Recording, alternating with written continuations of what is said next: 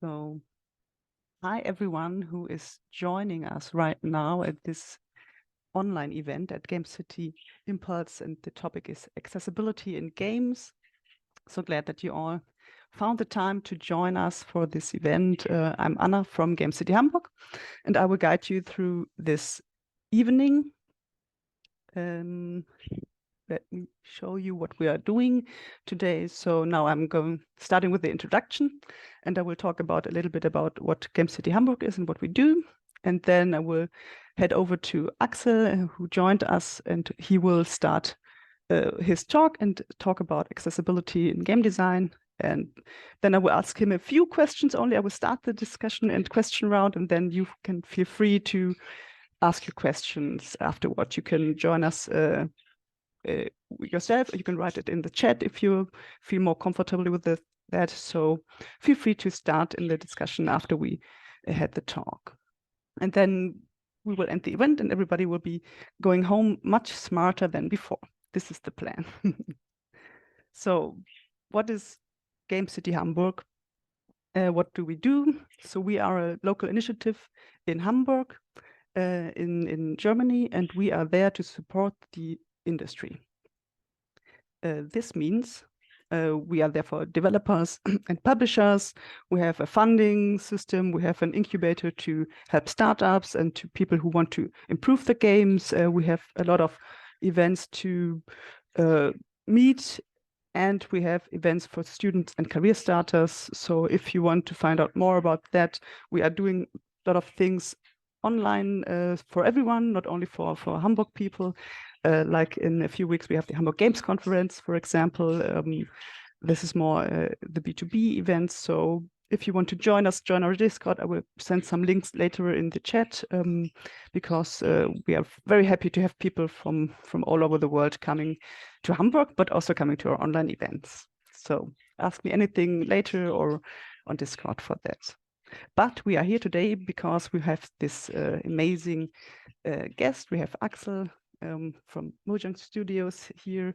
He will talk about this in a few minutes. And Gamecity Impulse, it's the idea to have this online event to get some insights from the industry, some best practices, some to kickstart some ideas about how we can make it everything more diverse and accessible. For example, especially in the games industry, because we know there are some things that we still need to do. And because I have no idea about this, well, a little bit, but not too much, I'm so happy that Aksel is here and can talk about accessibility in game design. So thank you very much for joining us. And now I will give over to Aksel. Thank you. Hello, everyone. Thank you for coming. I see some new faces and some familiar faces. Super happy that you're here. I am going to share my screen and then we'll kick this off. Okay, let's see. Can you see my screen? Yes. Yes. Yes. Cool. So we're going to talk about accessible design. But first, let's start. Who am I? Just if you should listen to me or not, if that's interesting. Who knows? Hopefully it is. This is a picture taken by my friend Dennis, who's also in the call I saw. And the reason I chose this picture is to show the difference between two arms. So my right arm is disabled. I don't have a lot of function in it. While my left arm, I have full function. I think a minute or two after this picture was taken, I'm holding like some bread. We're in the city of Nara in Japan. There are a bunch of deer running around in this city. And one of them started licking my arm. And I think Dan saw this, my friend, while he took the picture. And I couldn't see anything because I don't have any feelings in my right arm. So that is the background why I use this picture. I'm very happy. But of course, when I play games, that becomes an issue. So I'm going to be using myself as an example for why the accessibility today. Some other things. I come the land of furniture you cannot pronounce and wooden horses. Sweden. And in my day-to-day, I'm a UX designer, which means I make post-its and I move them around and I draw little arrows between them to improve the user experience at a job. And in my spare time, I play a lot of Super Smash Bros, where I main King D. So if you want to play, just hit me up. What have I done? I've worked at Massive Entertainment, where I worked on Avatar, Frontiers of Pandora, where I got my start in game development. Then for a period, I worked at Starbreeze, where I worked on Payday 3, working on the UI and the research and the accessibility on that game. And now I'm currently employed at Mojang, where I work on Minecraft and related things like Minecraft Dungeons. So a small agenda is we're gonna talk about what is accessibility. That might be a big word or something that I'm fully aware about, and we're gonna touch on that briefly to understand what it is. And then we're gonna touch on how have we done it so far. What have we done in the industry to come to where we are today, and where are we headed? Where I think we as an industry should be heading, and we'll see some small strides, and we're going to take a look at some examples of what I think is invaluable accessible design in games. And we'll round it out with a Q&A. Just think of your questions, throw them at me at the end, and we'll talk about it. Hopefully then, by the end of all of this, we will be as happy as this man. Yeah, we'll be a lot smarter. So what is accessibility? When most people ask me this, I always have to turn the question around and tell them like you should first of all a disability. And there are many different ways to think about what a disability is. We have different models to view them from different lenses. And into the two big models that we use are the medical model and the social model. So the medical model is that disability is a diagnosis or an impairment that affects a person or an individual. And this kind of puts the blame on the disabled individual that you are disabled because you cannot use your right arm. So it can use disability as a problem or something that you need to cure, which doesn't help us when we want to make games. If we make a fun game, we cannot cure every person in the world. That doesn't make sense. So the other model called the social model, which says that people are disabled by environments and systems, games, that create barriers. And this word barrier is the one we should look at the most. Now we can go back to looking at what is accessibility. And that is the practice of removing, reducing, or avoiding those barriers completely.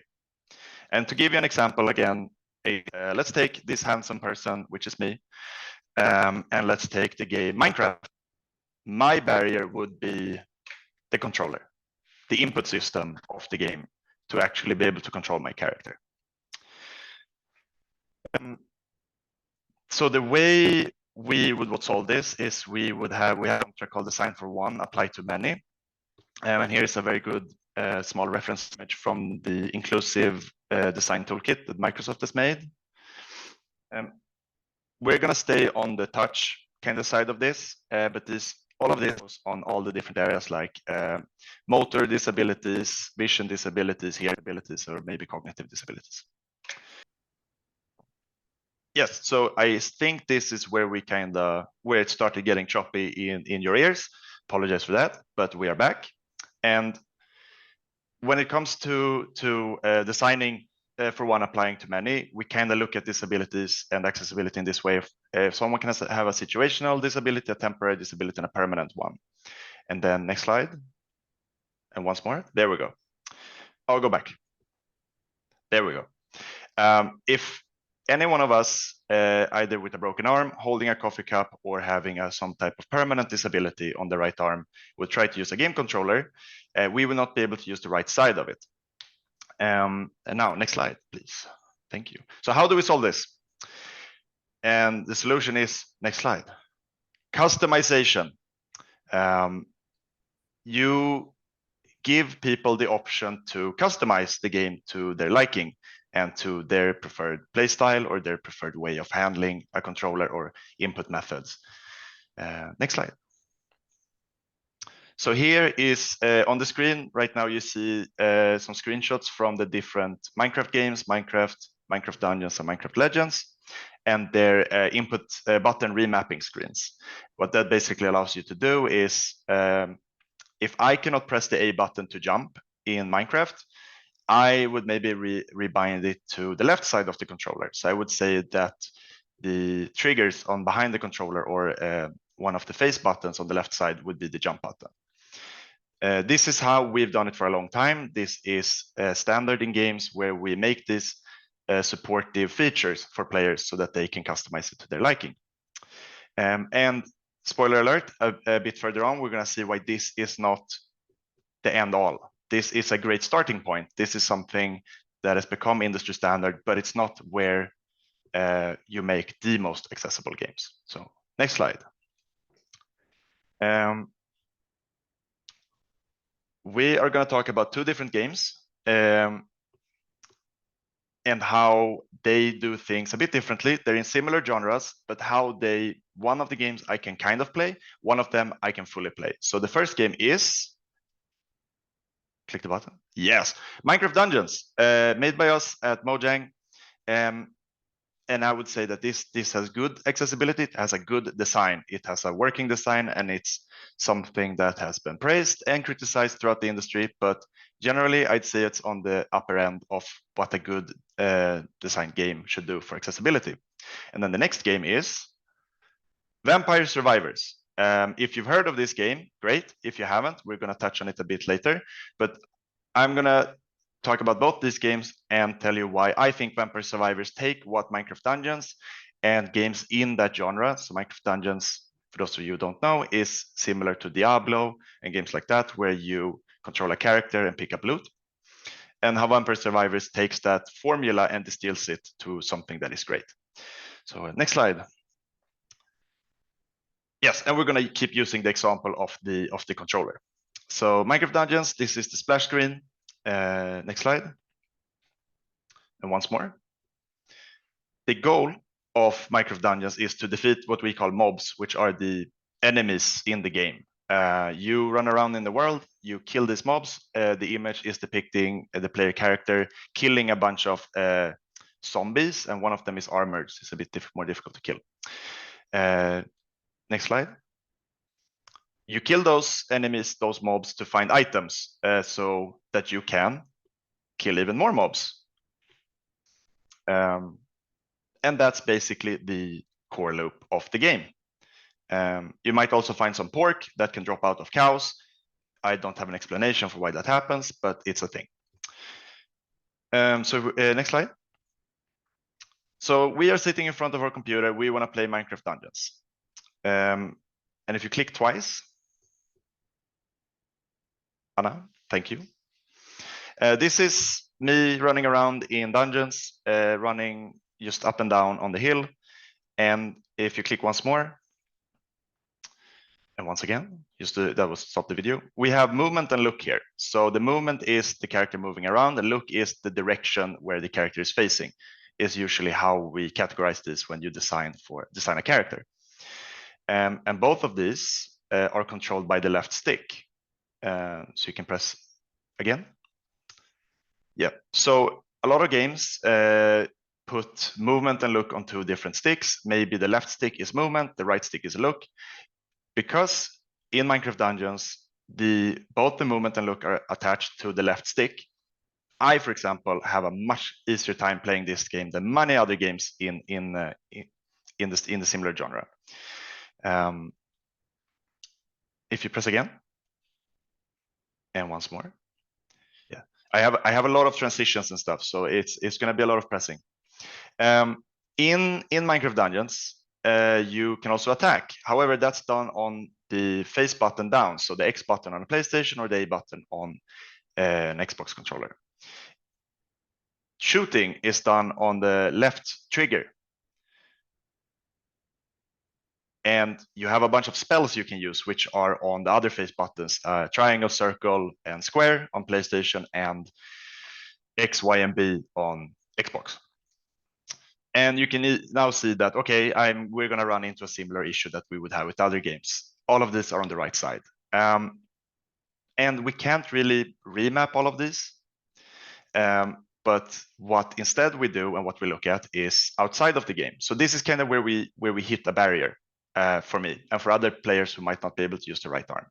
There are not enough buttons to do all of these things comfortably because we would move the character with the left stick, but we can't use that thumb then to press on the buttons to maybe use the different abilities. So if you go to the next slide. Yes, so here we have a thing that Microsoft has created called the Xbox Adaptive Controller. So on the screen is the controller and an image of all the different plugins that you can buy to plug into the controller, like pedals and different sized buttons. And the way I play it then is, if you press again, I move most of these buttons from the controller over to these pedals and other buttons that I then plug into this controller, and I use my feet. So I move my my right arm function that someone who's fully able would do, and I use them with my feet instead. And that's how I can fully play this game. So yes, if you press, so we have key bindings and the controller, and that makes me a very happy person. But you can see here that the core design of the game does allow me to move some things off the controller and into another controller that is more adaptive and made for players who might not have full functionality in their arms. And this would not be fully doable without the robust key mapping and key binding and button mapping that Dungeons has. But I also need this outside support from the game in the adaptive controller. And this is kind of where we are in the industry right now. A lot of players have to find their own solutions to these kind of issues. But one game has taken that a step further, and that is Vampire Survivors. This is one of my favorite games. I'm not affiliated with them at all. I just shout them out because I think they've done a really cool thing, and I think we can learn a lot from this game and games in this genre. So let's talk about what this is. This is Vampire Survivors. It looks like this. You play a character that's centered on the screen. The camera always follows this character. There's a bunch of bats here flying against you, trying to kill you, and you radiate a garlic energy to kill them in this specific screenshot. It can get very hectic. On the screen now is kind of the mid game of Vampire Survivors. So again, visual accessibility is not really the core strength of this game. But you're gonna see why I think it's amazing in a few moments. If you click again.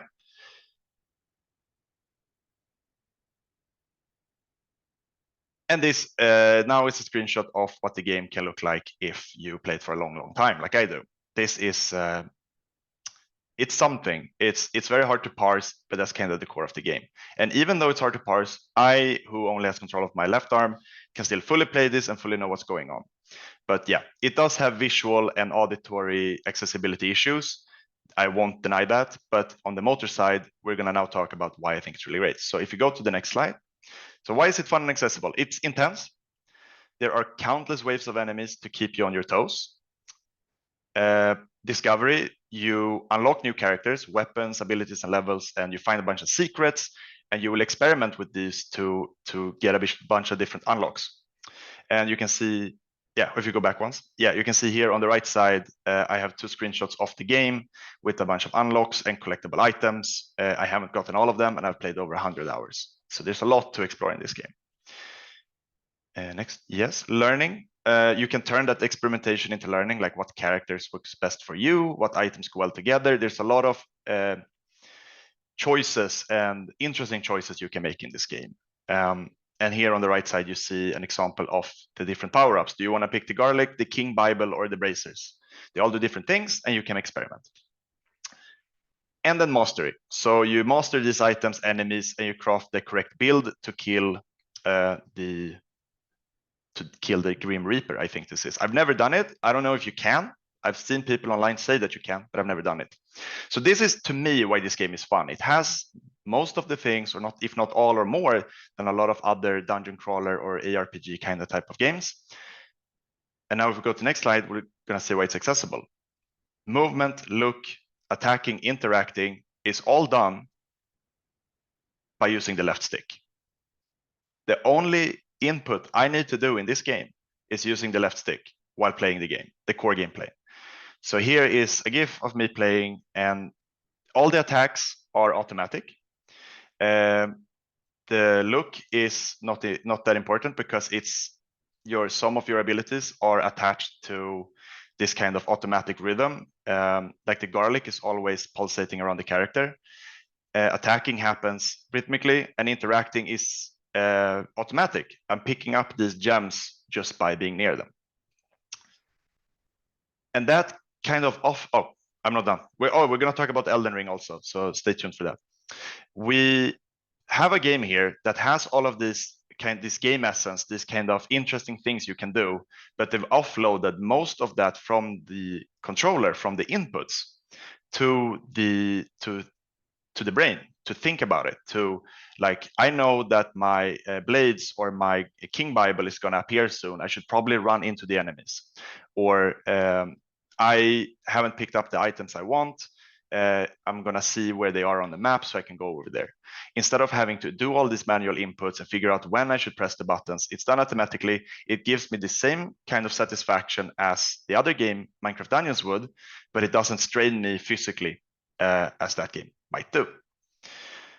So that's why I think Vampire Survivors is a very good case study on how you can take a genre and see what is the essence, what is the core of this game, and distill it into that. I don't know, I haven't talked with the developers. I don't know if they thought about this, but from what I heard is that there are many similar games on mobile, and mobile doesn't have that much space to do things, so they have to be more creative with how they design their interactions.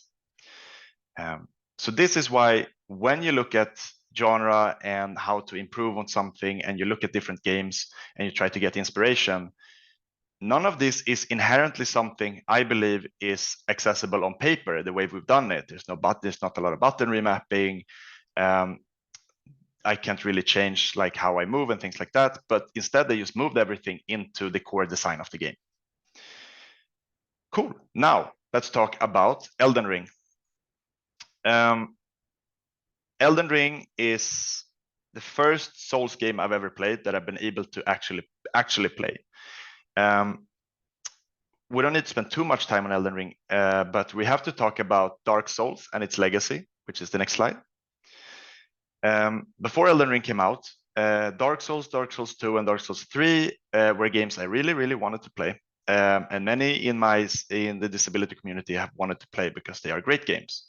However, if you go to the next slide, you will see why we might not be able to. So this is a screenshot from the game, and one of the biggest memes about this game is when you die, you get in big red letters, bolded, capital, you died. And it is very difficult. It's not too punishingly difficult, but it's not a game that I've been able to play. But I can play Elden Ring, created by the same developer from Software. And I'm going to talk about why Elden Ring takes something from Dark Souls and transforms it into an accessible game without actually having too many accessible features or button remapping or color contrast or things like that. So we go to the next slide. Cognitive. Dark Souls and Elden Ring both have great pacing and tutorialization of game mechanics. Vision, they have a very well-established information hierarchy of how they present their information. Hearing, every important moment in the game has an audio-visual component, so you're not relying on vision or hearing alone. Again, they're not doing it perfectly, and then the next one, for motor disability, Dark Souls doesn't do anything. You can barely rebind the button mapping. You can try playing it on keyboard and mouse, but it doesn't fully work because it was ported over from a controller to mouse and keyboard. And yeah. So let's talk about how Elden Ring solves this without actually doing a lot of option menus and things like that. So there are three things: the combat and character, the summons, and the open world design. So let's start by talking about combat and character. The character and combat design here on the right side is me playing the character. So I am the small guy in the foreground fighting against the big guy in the background, and he's about to kill me. There's a targeting system in the game, which allows you to automatically target new enemies after the previous enemy has died. It automatically targets an enemy if they hit you, and it shifts the camera to target new enemies. So what this means is that I do not have to use the right stick on my controller, because pressing a button will automatically lock the camera, because the camera is controlled by the right stick on enemies, and I can fully use my right arm or feet on something that is not as granular. So we combine this with spells, magic. This game has a bunch of different weapons, and in this GIF, I am shooting a bunch of spells at an enemy. They do not require precise input. They do not require button mashing or combinations of button, and they deal damage at a safe distance. And they are automatically aimed at the enemy. So as long as this targeting system, which automatically triggers, I just have to press the spell buttons and I will start shooting spells. This means that this is a class that is playable by a wide range of physically disabled players. I do not have to strain myself to play this class. While again, in the game, it still exists. There are the melee heavy characters that you run around and press a bunch of buttons and slice them with swords. But this kind of character is not really designed to be accessible, but because of these different points that they've decided to make this the caster class with spells maybe a bit easier to use, it became accessible. And it still gives me this sense of progression and interesting options to do in the game, because as a spellcaster, you are very weak. You want to stay at that distance. You want to be able to stay away and shoot those spells. So instead of having this reaction time that I might need to play a melee heavy character, my big thing is to do this macro play style where I stay far away and try to keep my distance from the enemies. So I still get the same sense of satisfaction and enjoyment playing the game, but it doesn't physically hurt me. And this combined with the next thing, which is summons. So the summon design. I'm going to briefly talk about this because you might not have played Elden Ring, but on the image here is a jellyfish. You can summon these different creatures to help you out. This specific jellyfish, when you spawn it, will stand there and just eat damage. It will be attacked by the enemies over and over because they are very, very tanky. It's also a very simple action to perform. You can bind it to a button that's pressed. It's encouraged by the game. The game is designed around you using summons. A lot of players might not use them because they want to, play the game and see if they can beat it without summoning enemies or summoning creatures. But I used it because the game told me, hey, this is a thing you should be able to do. So go ahead. And it covers my weakness. I was a spellcaster. I needed someone to tank for me, and tanking is the act of taking damage instead of someone else. So I could stand at a safe distance and shoot those spells. And this means that it reduces precise, quick, and hard to perform inputs, which reduces physical pain. And again, these things that we have talked about here might not specifically be accessible, but the way you think about it, and if you shift your mindset on how you think about this, design tropes, or how you use these design fundamentals like summon designs or AI or things like that, you can see that they can also help with accessibility while also being fun for other players to use. Next slide. Open world design. So now we need to first, before we can talk about the open world in Elden Ring, we need to talk about linear design versus open world design. Next slide. Yes, okay. Here is a map of the starting area in Dark Souls 3. You start in the bottom right near the star. So you can press twice. And then you end up over at the left side of the map. So if you click again, you will see the kind of golden path. So not the best color choice here by me maybe, but the golden path of this game is to start at the star and then you make your way through the game. and then get to the end and you feel like, yeah, I beat the first level, let's go. And then you keep playing the game and you love it. And of course, it's a great game. Play Dark Souls 3. However, here by the big red arrow is the first boss fight of the game. It's very hard. It's not the hardest part of the game because it's the first boss fight, but it is still a very difficult thing that you need to learn how to beat to progress the game. However, I cannot fully use my hands to do these very taxing actions that are needed to defeat this boss. So my golden path looks more like this. This is as far as I got in Dark Souls 3. And this is maybe a thing that can be solved, like maybe you can lower the difficulty or things, but I don't think that's necessarily the thing you need to do. You don't need to go into an options menu and lower the difficulty. Next slide. Here is a map of Elden Ring, a portion of the map. And you can see a lot of yellow dots on this map, with some of those dots having small beams shooting out of them. This is the intended path that the game wants you to take. So you start down by those 3 little dots there, and it wants you to go that way. So that's the intended path that developers think you should take. However, because of the open world design, I might get stuck somewhere. So if you press again, I might get stuck here. There's a very annoying enemy here. I think it's a troll that jumps down from a bridge and stomps on your head. And you might not be fully aware that that's happening, and you might feel cheated. So if you press again, if we had a linear design, if you go back once there, yes. If we had a linear design, we would get stuck here. I would not play the game anymore, and I would give it a 1 out of 10 on Metacritic and be like, I can't play it.